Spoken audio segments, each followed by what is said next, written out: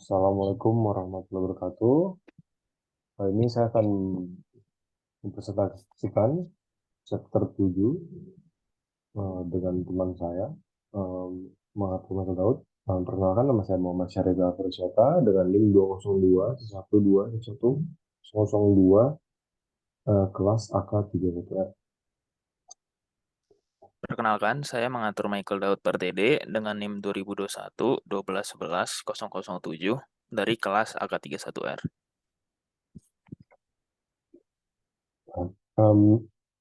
Yang pertama, kita akan membahas kas dan piutang atau Intermediate Accounting, IFRS Edition, KSO, dan sebagainya. Ada di buku Intermediate Accounting IFRS Edition. Jadi tujuan pembelajarannya itu ada mengidentifikasi kas, menunjukkan cara melaporkan kas dan item terkait, mendefinisikan piutang dan mengidentifikasi jenis piutang, menjelaskan isu-isu akuntansi yang berkaitan dengan pengakuan piutang, menjelaskan isu-isu akuntansi yang berkaitan dengan penilaian piutang, menjelaskan isu-isu akuntansi terkait dengan pengakuan wesel tagih, menjelaskan isu-isu akuntansi yang berkaitan dengan penilaian wesel tagih, memahami informasi khusus yang berkaitan dengan piutang, menjelaskan bagaimana melaporkan dan menganalisa piutang. Yang pertama ada cash and receivable.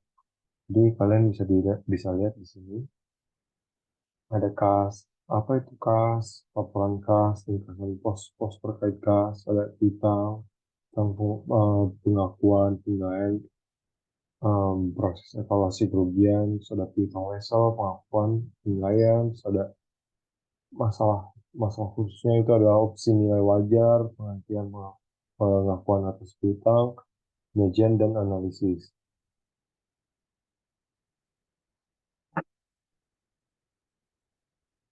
What is cash? Apa itu cash? Jadi cash itu adalah suatu instrumen keuangan setiap kontrak yang menimbulkan aset keuangan dari satu entitas dan kewajiban keuangan atau kepentingan ekuitas entitas lain. Ada financial asset dan non-financial asset. Nah, financial asset itu terbagi menjadi 4, yaitu ada cash, loans and receivable, investment in debt securities, dan investment in equity securities. Nah, kalau misalnya yang non-financial assets itu ada inventory, prepaid expense, property plant and equipment, dan yang terakhir ada intangible assets. Nah, sebuah aset merupakan suatu instrumen keuangan yang tadi sudah dijelaskan, yang mempunyai kewajiban keuangan atau kepentingan ekuitas entitas lainnya.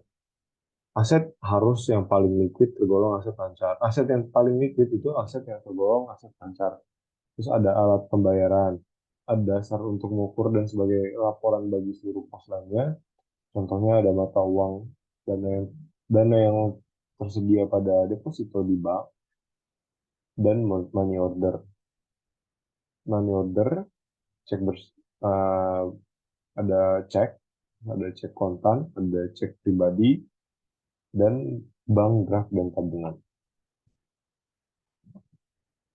Cash reporting atau cash equivalent, investasi jangka pendek 3 bulan. Investasi yang sangat liquid dapat segera dikonversikan menjadi kas dan ya, so near that maturity that they present extreme risk of change in interest rates. Contohnya treasury bills, commercial paper, dan reksadana pasar uang. Restricted cash atau cash. Ya. When material in amount dipisahkan dari rekening kas, aktiva lancar dan aktiva tidak lancar. Contohnya, examples dibatasi untuk 1, perluasan pabrik, 2, masa jatuh tempo dari utang jangka panjang, dan 3, saldo kompensasi. Bank overdrafts. Ketika sebuah perusahaan cek melebihi jumlah kas yang ada di rekening bank, umumnya dilaporkan sebagai kewajiban lancar atau utang usaha. Yang kedua, ada dikompensasikan ke rekening kas hanya ketika kas yang tersedia hadir dalam akun lain di bank yang sama di mana pinjaman rekening koran atau overdraft terjadi. Ya, berikut ada summary of cash-related items. Yaitu ada classification of cash, cash equivalents, and non-cash items. Di item ada cash, classification cash, comment if unrestricted, report as cash. If restricted, identify and classify as current and non-current assets. Berikutnya ada petty cash and change funds. Klasifikasinya sebagai cash, bisa di-report sebagai cash. Berikutnya ada short-term paper, klasifikasi sebagai cash equivalents, yaitu investment with maturity of less than 3 months, often combined with cash. Berikut ada short-term paper lagi yang bisa diklasifikasi sebagai short-term investment, yaitu investment with maturity of 3 to 12 months. Kemudian ada post-dated checks and IOUs, diklasifikasi sebagai receivables, yaitu assumed to be collectible. Ada travel advance, klasifikasi sebagai receivable, assumed to be collected from employees or deducted from their salaries. Postage on hand, as stamps or in postage meters, klasifikasi sebagai prepaid expense, may also be classified as office supplies inventory. Bank overdrafts, klasifikasi sebagai cash, if no offsetting allowed, current liability. Dan yang terakhir ada compensating balances, klasifikasi sebagai cash, separately classified as a deposit, maintained as compensating balance.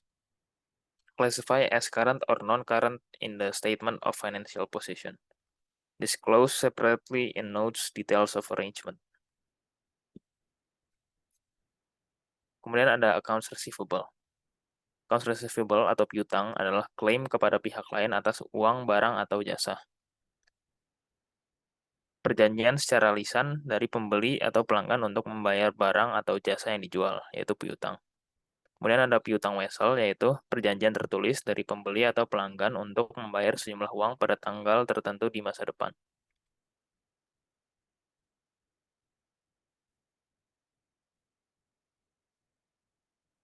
Contoh-contoh piutang non-usaha yaitu uang muka kepada tugas dan karyawan, uang muka kepada anak perusahaan, deposit untuk menutupi kerusakan atau kerugian potensial, deposito sebagai jaminan kinerja atau pembayaran, dividen dan piutang bunga. Klaim atas perusahaan asuransi, defendants under suit, badan pemerintah atau atas pengembalian pajak, jasa angkutan atas barang yang rusak atau hilang, kreditor atas pengembalian barang, barang yang rusak dan hilang, dan pelanggan atas barang-barang yang dikembalikan. Kemudian ada non-trade receivable. Contohnya ya ilustrasi 7,4 yaitu Heineken. Current asset terdapat inventory sebesar 1.007. Kemudian ada under investment sebesar 105. Trade and other receivable sebesar 1.873 diklasifikasikan sebagai minus atau dalam tanda kurung. Kemudian ada prepayments and accrued income sebesar 123. Cash and cash equivalents sebesar 715 dan assets classified as held for sale sebesar 21. Kemudian dijumlahkan menjadi 3.844 kita catat ke dalam total current assets. Kemudian ada Nokia. Current asetnya terdapat inventory sebesar 2.533. Kemudian account receivable net of allowances for doubtful accounts sebesar 9.444. Klasifikasi sebagai minus atau dalam tanda kurung. Prepaid expenses and accrued income sebesar 4.538. Current portion of long-term loans receivable sebesar 101. Other financial assets sebesar 1.034. Investment liquid assets sebesar 1.272. Investment cash equivalent sebesar 3.842. dan bank and cash sebesar 1.706, dan kita akan menjumlahkan semuanya sehingga mendapat hasil 24.470. Pengakuan piutang. Ada trade discount, yaitu berguna sebagai mengurangi harga, tidak diakui dalam catatan akuntansi, dan pelanggan ditagih sebesar harga jual setelah dikurangi diskon.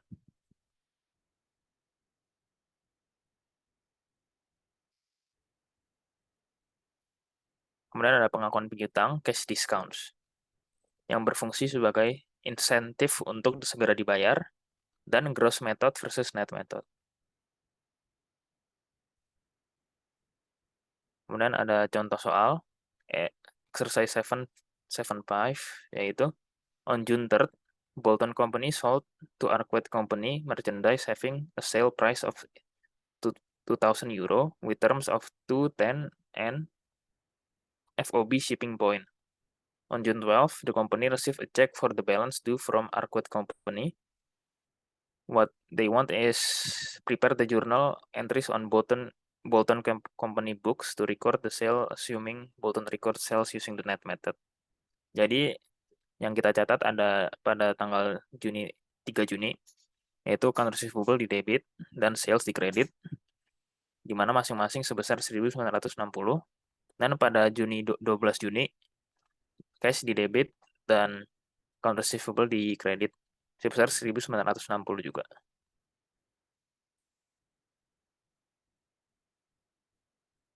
Kemudian lanjut, ada prepare the journal entries on Bolton Company books records. Jika Arkwright did not permit payment until July 2029. Oke, jadi soalnya dibedakan dikit. Jadi jurnalnya itu ada 3 Juni, account receivable di debit sebesar 1.960, dan sales sebesar 1.960 di kredit. Kemudian di Juni 12 atau 12 Juni terdapat cash di debit sebesar 2.000 dan account receivable dan sales discount forfeited di kredit. Account receivable sebesar 1.960 dan sales discount forfeited sebesar 40.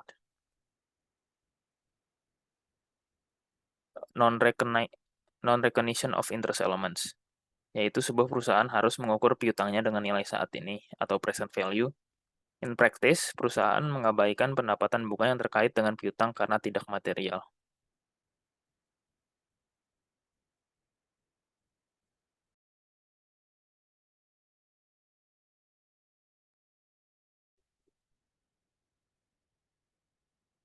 Yeah, how are these accounts presented on the statement of financial position? Jadi bagaimana cara accounts tersebut dipindahkan ke statement of financial position, yaitu ada account receivable sebesar 500 di bagian debit.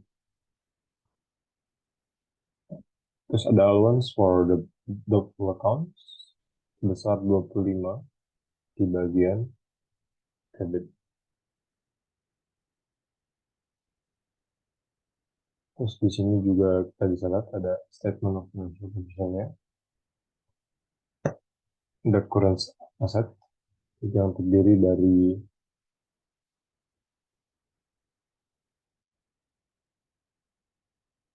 dari merchandise inventory sebesar 812, prepaid expense sebesar 40, dan account receivable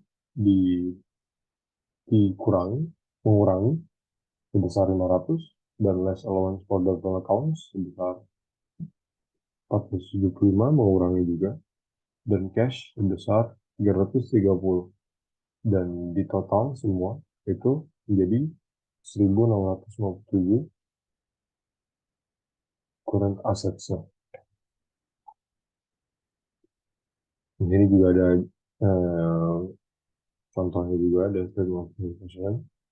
Current assets merchandise sebesar 817, prepaid expense sebesar 40, receivable that $25 allowance mengurangi, yaitu 475, cash sebesar 330. itu berjumlah menjadi 1.647. Journal entry for credit sales of $100, yaitu ada account receivable sebesar 100 di debit dan sales sebesar 100 di kredit. Jadi taruhnya itu di account receivable sebesar 100 di bagian debit. Terus ada collected of $353 on account. Jadi cashnya di debit sebesar 333 dan account receivable terus dia di kredit karena dia mengambil uang. Naruhnya di account receivable bagian kredit sebesar 333. Adjustment of $15 for estimated bad debts. Bad debt expense sebesar 15 di debit. Allowance for doubtful accounts sebesar 15 di kredit. Taruhnya di bagian allowance for doubtful account sebesar 15 di sisi kredit.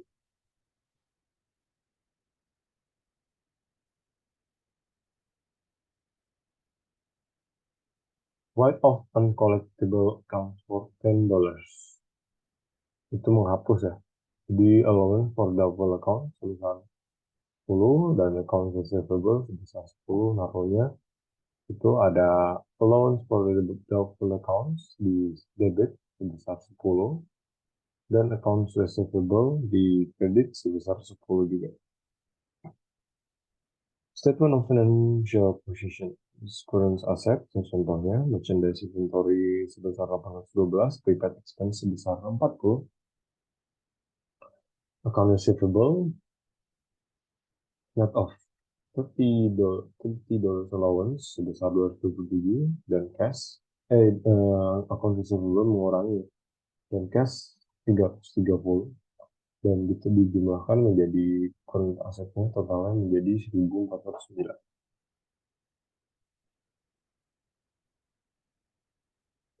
Penilaian utang. Klasifikasi.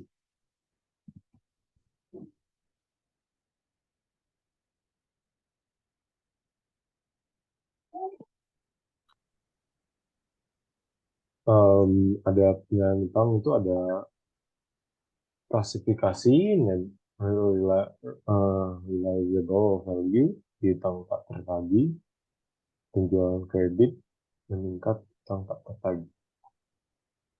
Utang tertagih. Utang tak tertagih itu kan tak tertagih adalah hilangnya potensi pendapatan. Yaitu bisa diasumsikan dengan penurunan aset piutang dan penurunan terkait dengan pendapatan ekuitas.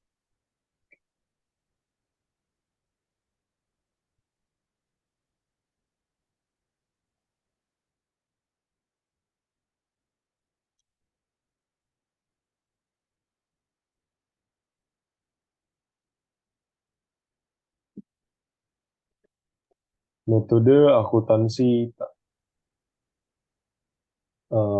piutang tak tertagih. Penghapusan langsung secara teoritis tidak diinginkan atau tidak cocok atau piutang tidak dinyatakan pada nilai realisasi kas atau tidak dapat diterima untuk pelaporan keuangan. Penyisihan menggunakan estimasi persentase dari perkiraan presentasi dari piutang atau juga dianjurkan oleh IFRS. Uncollectible accounts receivable, percentage of sales,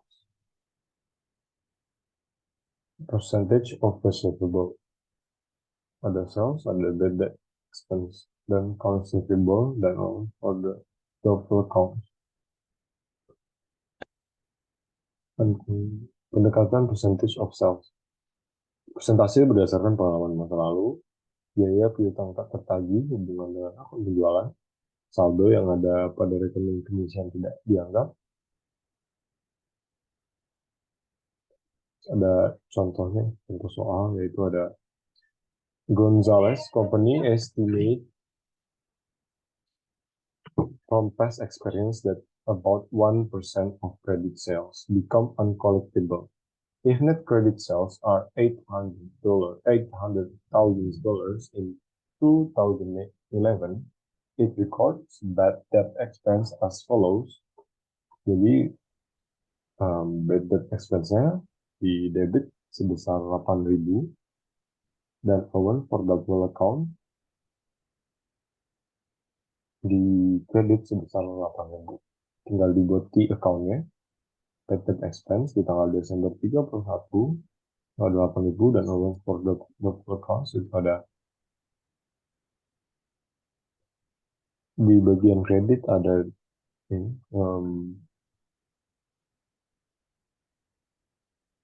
ada allowance for doubtful account di sisi kredit sebesar 8.000.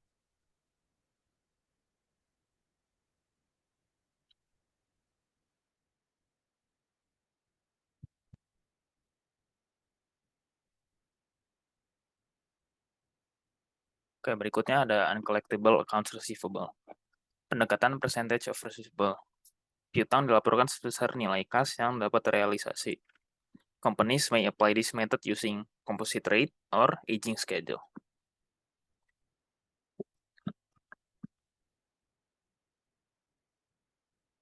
Berikut ada contoh ilustrasi.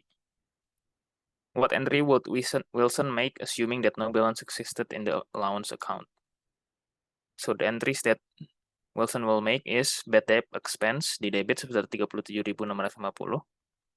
dan AFDA atau allowance for doubtful accounts sebesar 37.650 di kredit.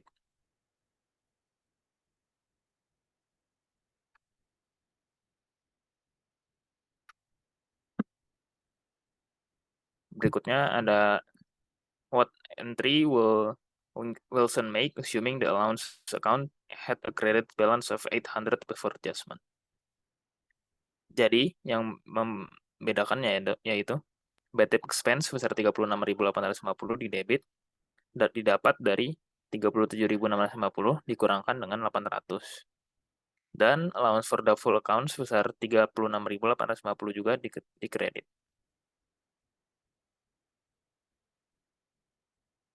Recovery of uncollectible accounts.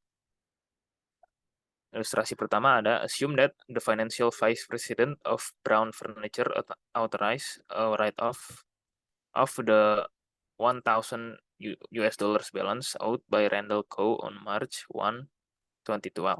The entry to record the write-off is bad debt expense di debit sebesar 1.000 dan accounts receivable di kredit sebesar 1.000. Kemudian ada assume that on July 1st, Randall Co. pays the $1,000 amount that Brown had written off on March 1st. Jurnalnya yaitu ada accounts receivable di debit sebesar 1.000 dan allowance for doubtful accounts sebesar 1.000 di kredit. Kemudian ada cash sebesar 1.000 di debit juga dan ada accounts receivable sebesar 1.000 di kredit.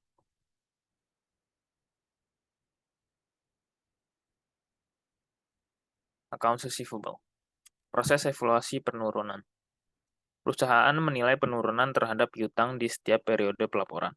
Peristiwa yang memungkinkan terjadinya penurunan antara lain, pertama ada masalah keuangan yang signifikan dari pelanggan, kedua ada kegagalan pembayaran,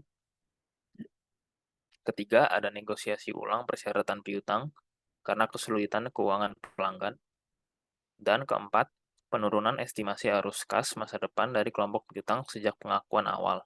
Meskipun penurunannya belum dapat diidentifikasi dengan aset dalam kelompok perusahaan tersebut.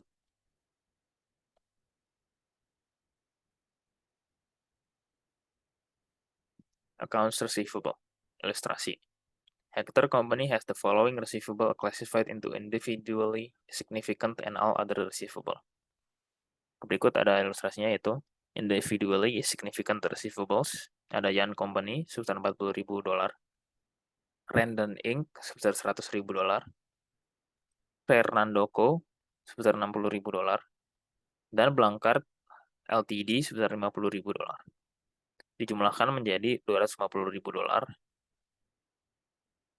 dan ditambahkan dengan all other receivables sebesar $500.000 menjadi $750.000. Kita tulis sebagai total. Kemudian, Hector determines the young receivable is impaired by $15,000 and Blancard's receivable is totally impaired.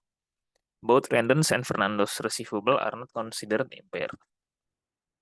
Hector also determines that composite rate of 2% is appropriate to measure impairment on all other receivable.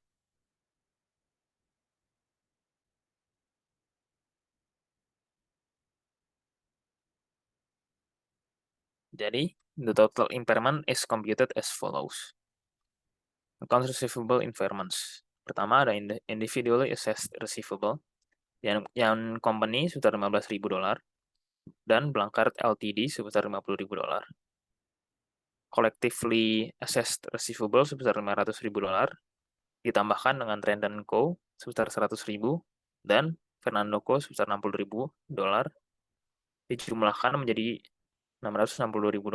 Kita catat sebagai total collectively assessed receivables. Kemudian di bawahnya ada collectively assessed impairments.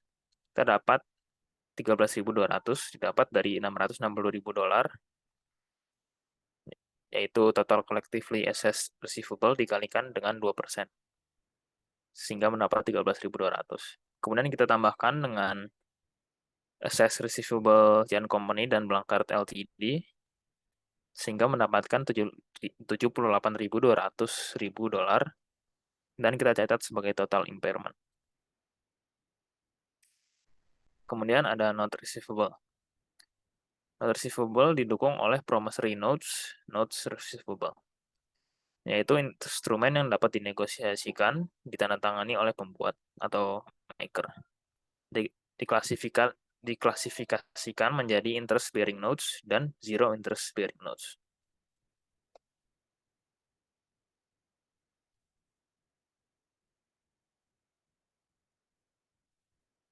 Kemudian ada zero interest bearing notes. Ilustrasi, Jeremiah Company receive a 3-year $10,000 zero interest bearing notes. The market rate of interest for a note of similar risk is 9%. How does Jeremiah record the receipt of the note? Jadi sesuai gambar, interestnya sebesar 9%, $10.000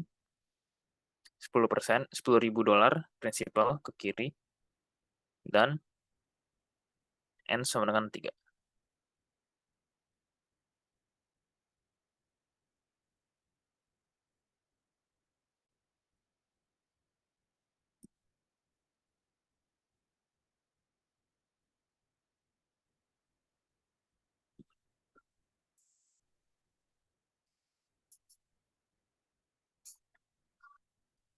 Kemudian ada zero interest bearing notes. Di sini ada tabel 6.2, present value of 1, PV of principal. Jadi prinsipal tadi itu ada 10.000, jadi ditaruh dan dikalikan dengan 0,77218 faktornya. Sehingga mendapatkan hasil akhir 7.721.080 rupiah. Dolar maksudnya.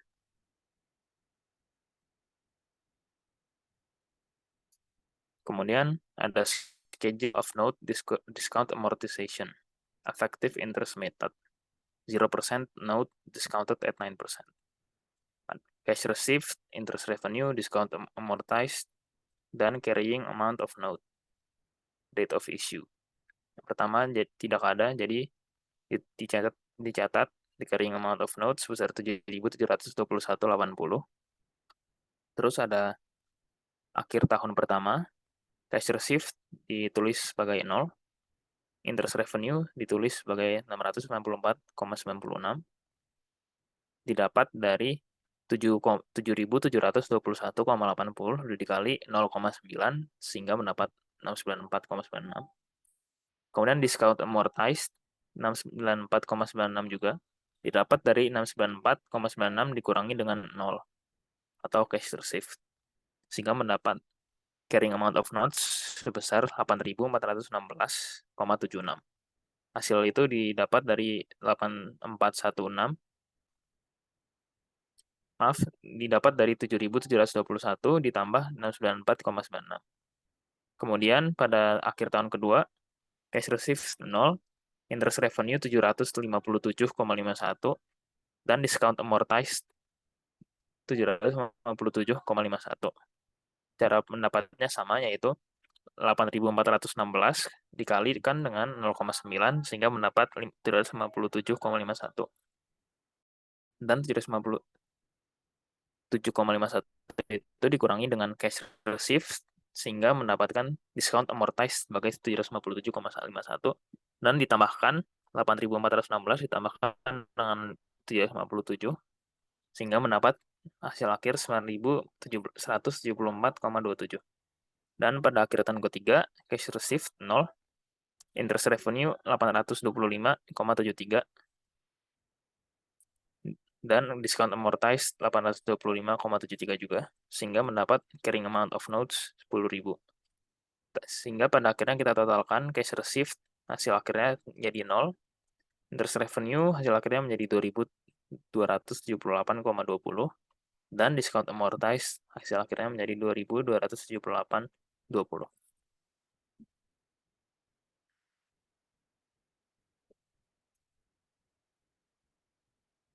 Zero interest bearing notes.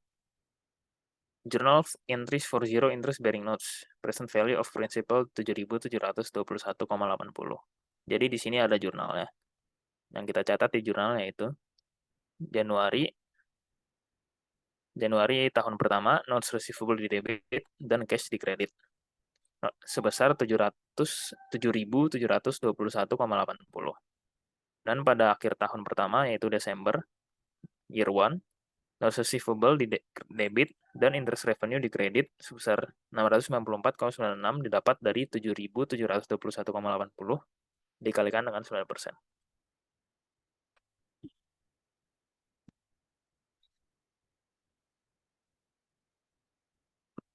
Kemudian ada ilustrasi berikutnya, yaitu Morgan Corporation makes a loan to Marico and receive in exchange a 3-year $10,000 note bearing interest at 10% annually. The market rate of interest for a note of similar risk is 12%. The question is, how does Morgan record the receipt of the notes? Interestnya jadi 12%, prinsipalnya 10.000 sama ya seperti soal pertama.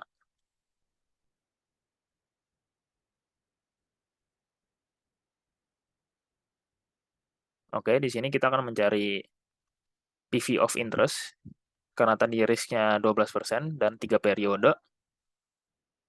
Jadi kita bisa memilih yaitu 2,408183. Kita memasukkan interest received sebesar 1.000 dikalikan dengan faktornya yaitu 2,400183 sehingga mendapat hasil akhir atau present value 2.402.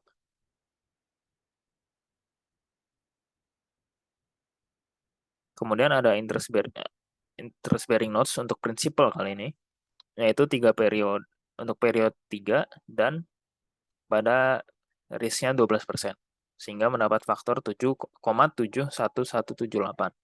Dikalikan dengan prinsipal 10.000, sehingga mendapat hasil akhir 7.818.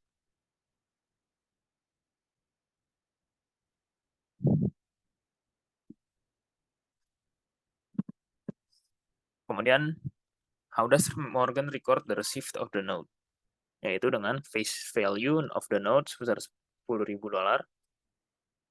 dan di bawahnya ada present value of the principal. Pertama ada $10.000,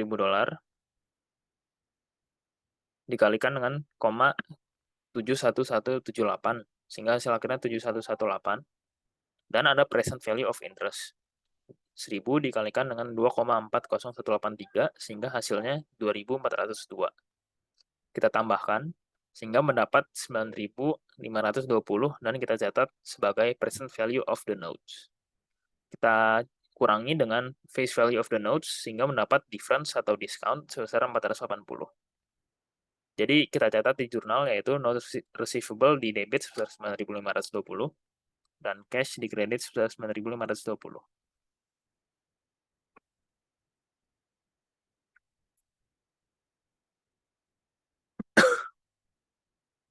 Kemudian ada interest bearing notes. Ilustrasi 7.14 itu schedule of note discount amortization, effective interest method, 10% note discounted at 12%. Jadi yang pertama ada cash received, interest revenue, discount amortized, carrying amount of note. Date of issue yang pertama yaitu 9.520. Pada tahun pertama, cash received sebesar 1.000, sehingga kita mendapat 1.000 itu dari 10.000 dikalikan 10%. Kemudian ada interest revenue sebesar 1.942. Kita mendapat itu dari 9.520, yaitu carrying amount of note tahun pertama, dikalikan dengan 12% risk interest sebesar 1.142. Dan discount amortized sebesar 142 terdapat dari 1.142 dikurangi dengan cash received sebesar 1.000, sehingga hasilnya 1.142. Kemudian kita tambahkan 142 pada 9.520 sehingga mendapatkan 9.662 carrying amount of notes akhir tahun pertama. Pada akhir tahun kedua, cash received 1.000, interest revenue sebesar 1.159 didapat dari 9.662 dikalikan 12%. Kemudian discount amortized sebesar 159 didapat dari 1.999 dikurangi 1.000, sehingga pada akhir tahun kedua carrying amount of notes-nya sebesar 1.981 didapat dari 9.662 ditambahkan dengan 159. Dan pada akhir tahun ketiga, cash reserve 1.000, interest revenue 1.179, dapat dari 9.821 dikalikan 12%, dan discount amortized 179 didapat dari 1.179 dikurangi 1.000. Dan carrying amount of note pada akhir tahun ketiga yaitu 10.000 didapat dari 9.821 dikurangi 179. Kita jumlahkan semuanya, cash received bertotal 3.000, interest revenue total 3.480, dan discount amortized bertotal 480.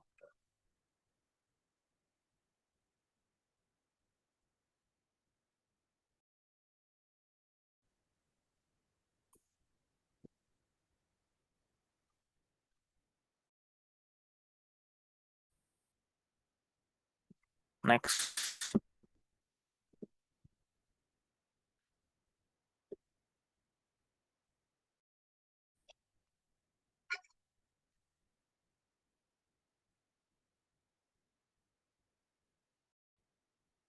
Oke, berikutnya ada entries for interest bearing notes. Yaitu ada beginning year 1, kita catat notes receivable sebesar 9.510 di debit dan cash sebesar 9.520 di kredit. Kemudian ada end of year 1, yaitu kita catat cash dan notes receivable di debit, cash sebesar 1.000 dan notes receivable sebesar 142. Kemudian ada interest revenue sebesar 1.142 di kredit, kita dapat dari 9.520 dikalikan dengan 12%.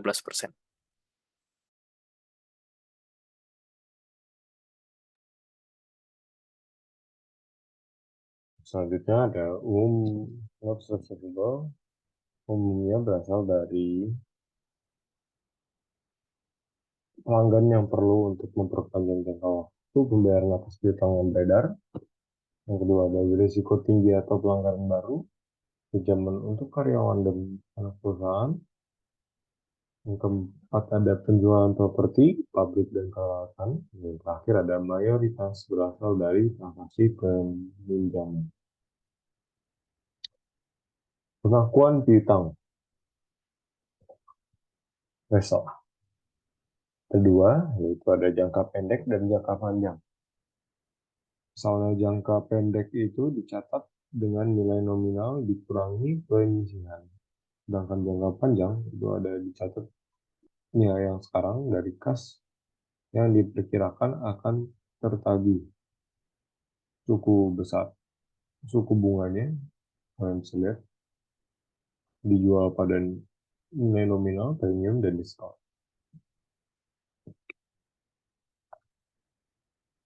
Penilaian piutang wesel jangka pendek dicatat dan dilaporkan pada nilai realisasi bersihnya, yaitu pada jumlah nominalnya dikurang semua penyisian yang diperlukan. Jangka panjang, tes penurunan nilai sering dilakukan secara penilaian individu. Rugi penurunan nilai diukur sebagai selisih antara nilai tercatat piutang dan nilai sekarang dari estimasi arus kas masa depan yang didiskontokan pada tingkat bunga efektif awal.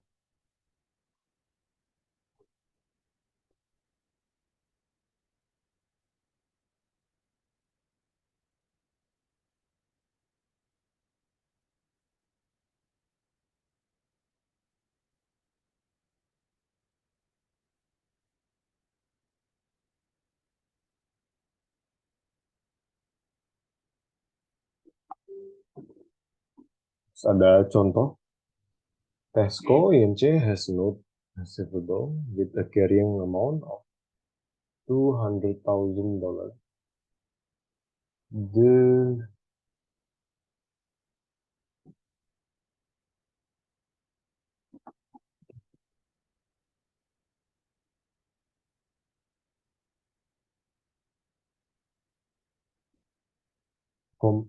the debitor company has indicated that it is experiencing financial difficulty. Tesco decided that Margoni's note receivable is therefore impaired. Tesco computes the present value of the future cash flow discounted at its original effective interest rate to be $175,000. The computation of the loss on impairment is follows: carrying amount of not receivable sebesar $200,000, present value of not receivable mengurangi sebesar 175, dan dijumlahkan menjadi impairment loss sebesar $25,000.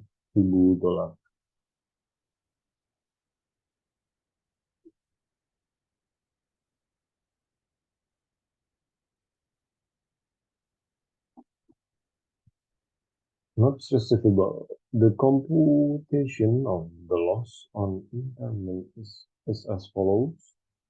Carrying amount of not receivable yang tadi dan present value of not receivable, yaitu the entry to record impairment loss is as follows. Bad debt expense sebesar $25,000 di debit, allowance for doubtful account sebesar $25,000 di kredit. Terdapat 3 isu khusus terkait akuntansi dan pelaporan piutang, yaitu fair value options yang pertama, yang kedua ada designation of receivables, yang terakhir ada presentation and analysis.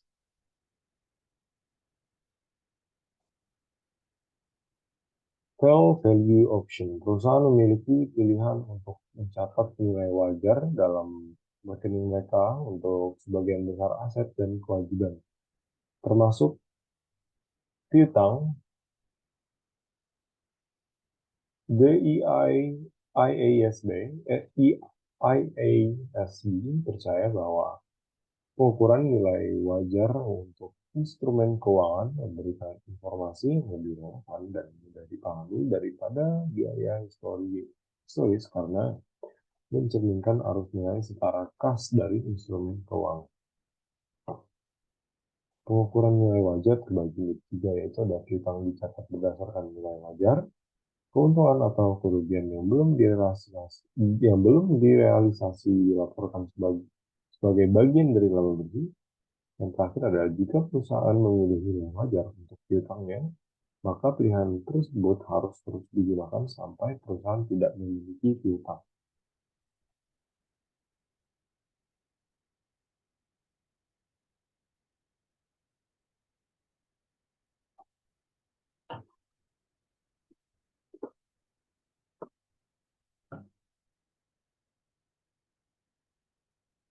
illustration, recording fair value option, contoh soal.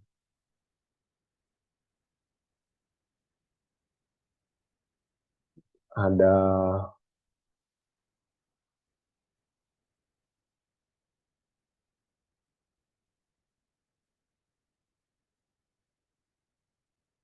assume that Escobar Company has not receivable that have a fair value of 810,000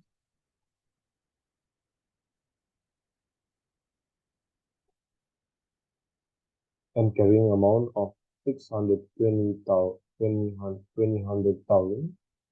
Escobar decided on December 31, 2011 to use the fair value option for this receivable. This is the first valuation of this recently acquired receivable. At December 31, 2011, Escobar makes an adjusting entries to record the increase in value of not receivable and to record the unrealized holding gain as follows. Yaitu not receivable di bagian debit sebesar 490, unrealized holding gain or loss rental sebesar 190.000 di bagian kredit.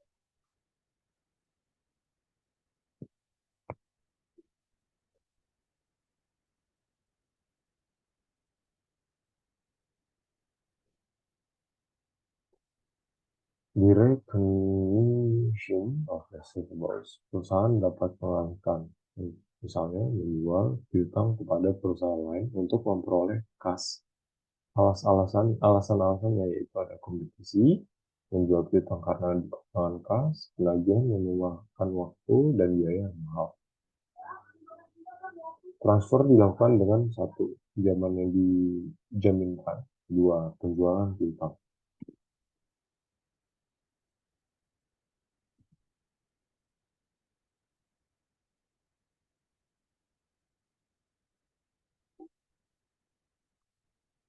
Faktor merupakan perusahaan keuangan atau bank yang membeli piutang dari perusahaan untuk mendapatkan fee.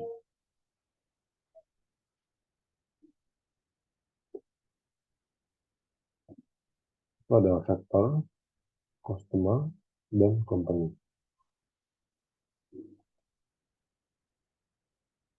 Factor yang pertama ada place order, dan yang kedua ada request credit review, dan ketiga itu ada cruise credit.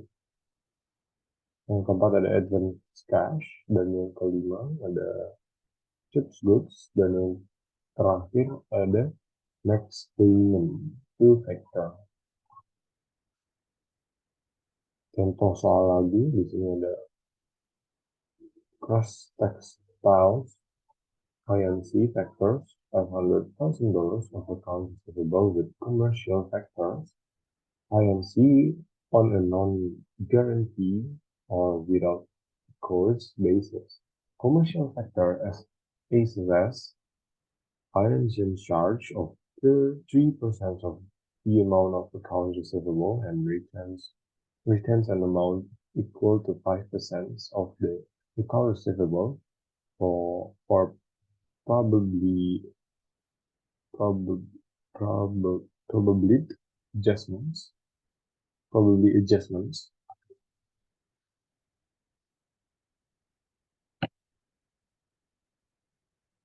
Cross Textiles and commercial factors make the following journal entries for the receivables transferred without recourse. Ada Cash Textile INCs dan Commercial Factors INC. Yaitu ada cash sebesar 460.000, do factor 25,000, 25.000,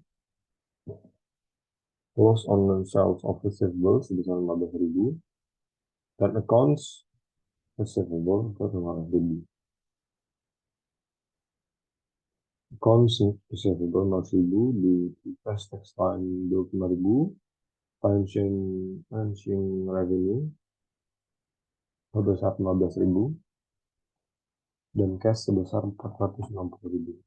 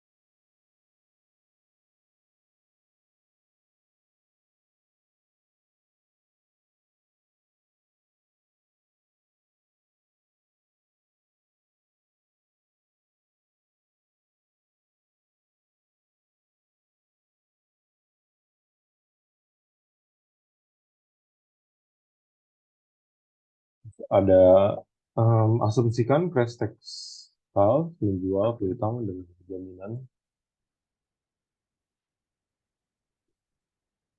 itu illustration 7 7 sampai 21 ya. 7 21 ada textiles dan commercial factors. Presentation. Satu, mengidentifikasikan dalam laporan posisi keuangan atau dalam catatan setiap jenis utama melaporkan piutang jangka pendek di aset lancar. Melaporkan nilai bruto piutang dan pengisian piutang tak tertagih. Yang keempat, melaporkan beban piutang tak tertagih dan beban imbalan biasa sebagai beban penjualan. Yang terakhir, ada melaporkan pendapatan bunga pada bagian lain-lain non-operasional. Analysis of receivables.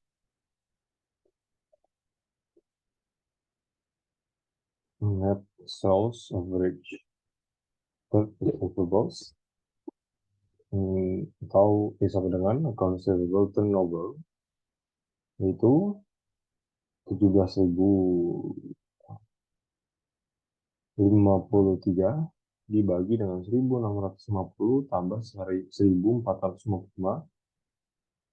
dibagi lagi 2 sama dengan sudah 11 times or every 30.2 days.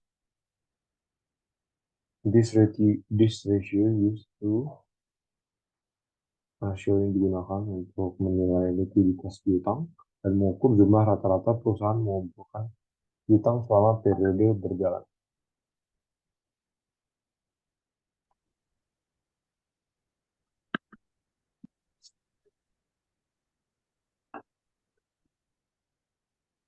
Oke, berikutnya saya akan menjawab beberapa pertanyaan yang dikasih oleh Pak Sparta. Yang pertama ada exercise 52. Soalnya berikut adalah classification of statement of financial positions accounts. Presented below are the caption of Nikos Company's balance sheet. Yang pertama ada non-current asset. Di bawah non-current asset ada investment, property, plants, and equipment, intangible assets, and other assets. Berikutnya ada equity, non-current liabilities, dan current liabilities. Yang ditanya adalah indicate by letter where each of the following items would be classified. Yang pertama ada share capital preference, goodwill, wages payable, trade accounts payable, dan lain-lain.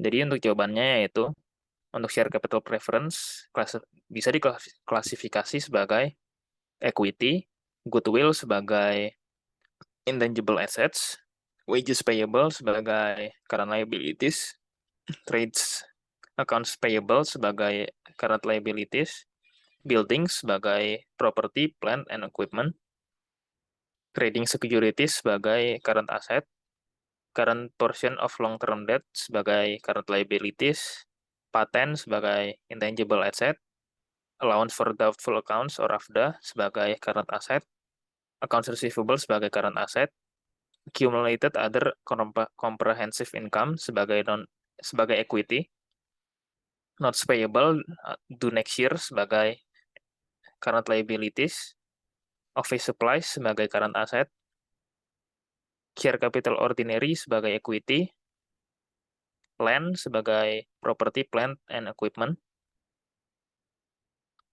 bond sinking fund sebagai investment, merchandise inventory sebagai current asset, prepaid insurance sebagai current asset, bonds payable sebagai non-current liabilities, dan taxes payable sebagai current liabilities.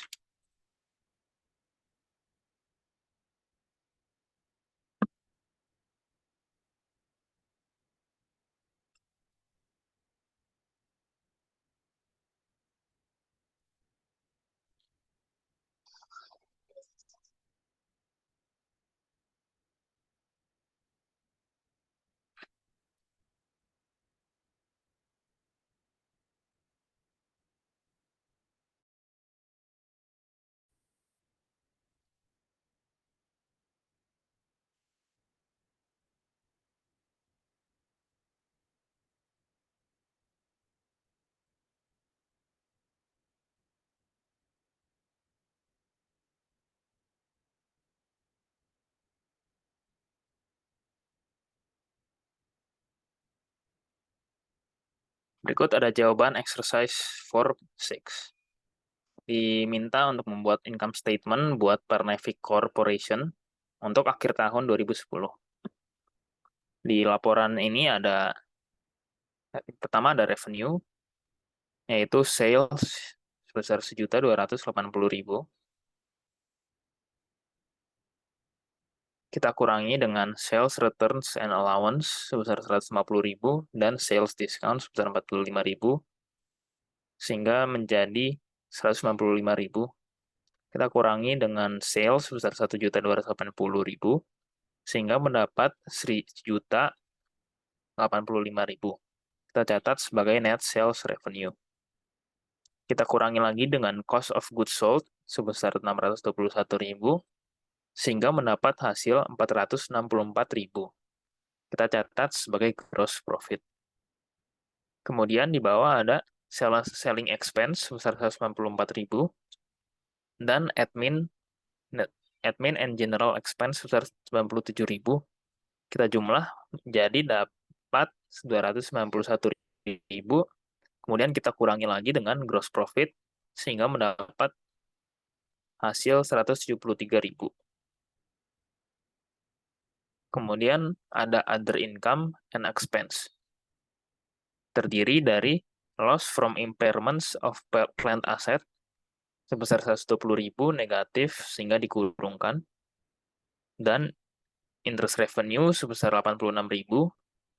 Kita jumlahi dengan loss from impairment of plant assets menjadi 34.000.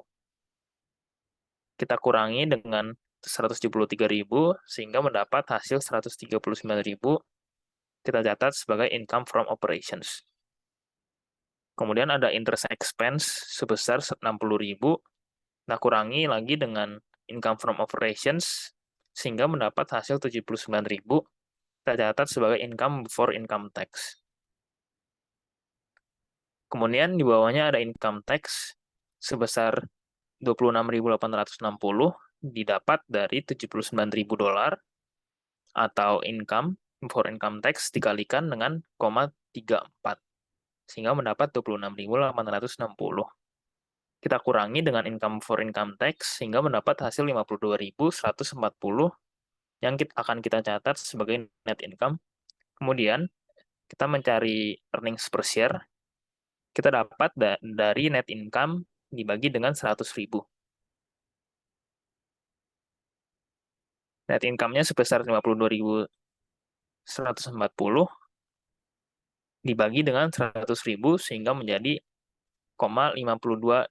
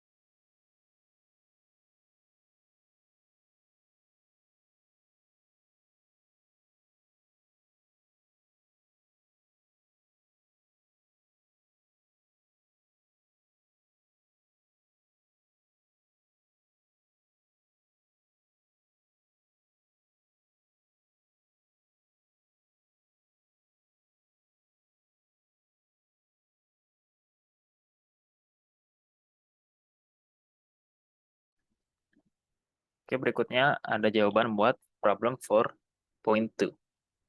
Disuruh membuat income statement dan retained earning statement buat Dickinson Company untuk akhir tahun 2010. Untuk income statement, dicatat ada sales sebesar 25 juta dolar, ada COGS atau cost of goods sold sebesar 16 juta dolar, kita kurangkan dengan sales mendapat hasil 9 juta, kita catat sebagai gross profit. Kemudian kita kurangi lagi dengan selling and administrative expense sebesar 4,7 juta, sehingga mendapat hasil 4,3 juta. Kemudian ada other income and expense, terdiri dari gain on the sale of investment sebesar 110.000, loss due to flood damage sebesar 390.000, minus sehingga dikurungkan, dan write-off of goodwill sebesar 820.000 minus sehingga dikurungkan. Kita jumlahkan ketiga itu sehingga mendapat hasil akhir 1,1 juta minus. Kita kurangi dengan 4,3 juta sehingga mendapat hasil akhir 3,2 juta. Kita catat sebagai income from operations. Kemudian ada interest expense sebesar 70.000, kita kurangkan lagi dengan income from operations sehingga mendapat hasil 3,13 juta. Kemudian ada income tax sebesar 1.244.000. Kita kurangkan dengan income before income tax sehingga mendapat hasil 1,886 juta. Kemudian ada discontinued operations yang terdiri dari loss on operations and loss on disposals. Loss on operations bernominal 90.000 dan loss on disposal sebesar 440.000. Kita jumlahkan menjadi 530.000 minus. Kita kurangkan dengan 100.886.000 sehingga mendapat hasil akhir sebesar 1.356.000 yang kita catat sebagai net income. Kemudian kita mencari earnings per share, yaitu dengan income from continuing operations sebesar 3,61 dolar dan discontinued operations loss on yang terdiri dari loss on operation dan loss on disposal. Loss on operations bernominal 0,18 minus dan loss on disposal bernominal 0,88 minus. Kita jumlahkan menjadi 1,06 minus dan kita akan menjumlahkan itu dengan income from continuing operations sehingga mendapat hasil net income atau earnings per share-nya 2,55. Kemudian untuk retained earnings statement untuk akhir tahun 2010 kita catat retained earnings Januari pertama sebesar 980.000, kita tambahkan dengan net income sebesar 1.356.000, kita jumlahkan kedua itu menjadi 2.336.000. Kemudian dividen, preference share, dan ordinary share akan kita jumlahkan. Dividen sebesar 0, preference share sebesar 80.000, dan ordinary share sebesar 250.000. Kita jumlahkan mendapat hasil 330.000, dan kita kurangkan dengan net income sebesar menjadi hasilnya sebesar 2.006.000 untuk retained earnings Desember 31. Kemudian soal terakhir, problem 4.4. Diminta membuat income statement buat Maher Inc. untuk akhir tahun 2010. Yang dicatat ada income for income tax sebesar 748.500. Kemudian ada income tax sebesar 224.550 didapat dari 748.500 dikalikan 0,3 dikurangi sehingga mendapat hasil 523.950 dicatat sebagai income from continuing operations. Kemudian ada discontinued operations yang terdiri dari loss from disposal of recreational division sebesar 115.000 dikurangi dengan applicable income tax reduction sebesar 34.500 sehingga kita mendapat 80.500 negatif. Dikurangi dengan income from continuing operations sehingga mendapat hasil 443.450 kita catat sebagai net income. Kemudian kita akan mencari earnings per share, yaitu didapat dari income from operations sebesar 4,37 dikurangi dengan discontinued operations sebesar 0,67 sehingga kita mendapat net income earning per share-nya 3,7.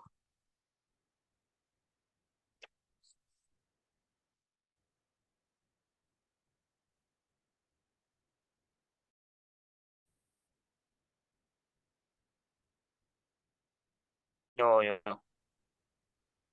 Sekian, terima kasih dari presentasi kami. Assalamualaikum warahmatullahi wabarakatuh.